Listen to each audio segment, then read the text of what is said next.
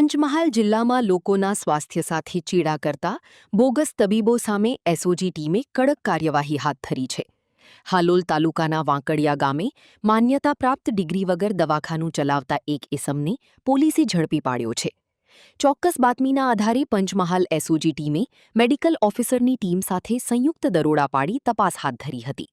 તપાસ દરમિયાન પ્રદીપ શશધર માંડલ નામનો ઇસમ કોઈપણ માન્ય મેડિકલ ડિગ્રી વગર એલોપેથિક સારવાર આપતો હોવાનું સામે આવ્યું હતું. પકડાયેલ આરોપી મૂળ પશ્ચિમ બંગાળ રાજ્યના નોર્થ 24 પરગણા જિલ્લાના રામનગર વિસ્તારનો રહેવાસી હોવાનું જાણવા મળ્યું છે. સ્થળ પરથી એલોપેથિક દવાઓનો જથ્થો તેમજ વિવિધ મેડિકલ ઇન્સ્ટ્રુમેન્ટ્સ પણ કબજે કરવામાં આવ્યા હતા. પોલીસે અંદાજે ₹9,665ના મુદ્દામાલ સાથે બોગસ તબીબને ઝડપી પાડી તેના વિરુદ્ધ પાવાગઢ પોલીસ સ્ટેશન ખાતે ગુનો નોંધી આગળની કાયદેસરની કાર્યવાહી હાથ ધરી છે.